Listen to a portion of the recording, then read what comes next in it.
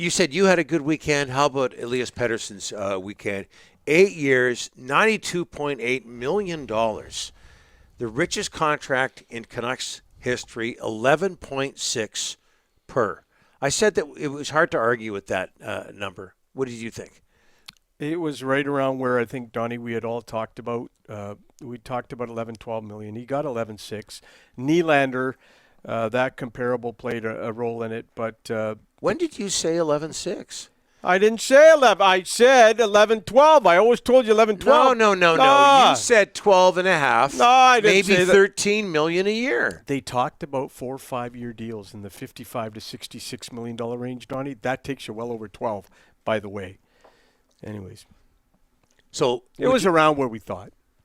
Okay, but here's my thinking. And look, all kidding aside, in all seriousness, 11.6 versus what you were talking about, 12.5, 13. That, to me, that was outrageous. I never said 13. I always said it was 11 or 12. I think you mentioned the number 13. I did not say 13. Okay, so, I mean, if you agree to something like that, 12 and a half, 13, like McDavid money, that's a valuable bottom six forward you're talking about. Yeah. I think all things considered, absolutely, this is reasonable, and, he's making a lot more than J.T. Miller, and I guess the market changes and all that. Yeah. And I guess I'll accept that as a long-time observer of the Canucks. 11.6 per. They still have some work to do, though. There's Philip Hronek they have to worry about, another RFA at the end of this season. We'll get back to that in a second. I want to run these clips because Elias Pettersson, I thought, during the post-contract extension press conference, came across really, really well. Yeah. He came across,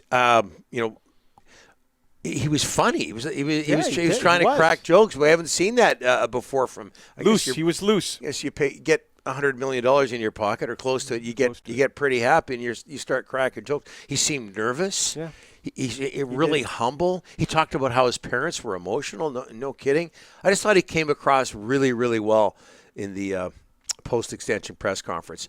And one of the things he talked about was something that we talked a lot about last week, a lot of people talked about, and that was him dealing with all the noise created by fans, in large part by people like us, like the media. How much effect do you think that had on the deal getting done sooner than we thought? I can't stress enough. The noise in the market got to a fever pitch. And, Donnie, I have to tell you, the noise got to the player. It got to the team. The agents felt it. Everybody involved felt it. And that's when that meeting took place. Rutherford, Alvin, and Pettersson at Rogers Arena in a side door. They had a meeting. They got together, and they talked about a whole bunch of stuff. It was like a perfect storm, Donnie, I call it, that got these guys back to the negotiating table. They were never supposed to talk till after the season, but all this stuff happened. The noise, the Carolina offer. By the way, the Carolina offer was a lot more serious than a lot of people will ever understand. It was trade offer. Yeah, trade offer. So all this stuff was happening. And the management sat him down and said, "Hey, let's try and get it done." And they got it. I think they got it done. How about this? The fact, he scored 14 goals in January. Yes. 2 in February. Yes. And what about the possibility of everything that was going on, right? So much a part of the game is mental. Yeah. Affecting his performance. I agree with you. Donnie, I think the noise, it got too much, and I think all sides sat together and said, hey, and now it's over with, and the Canucks eliminate the noise. The player eliminates it. Whoa. Whoa, what?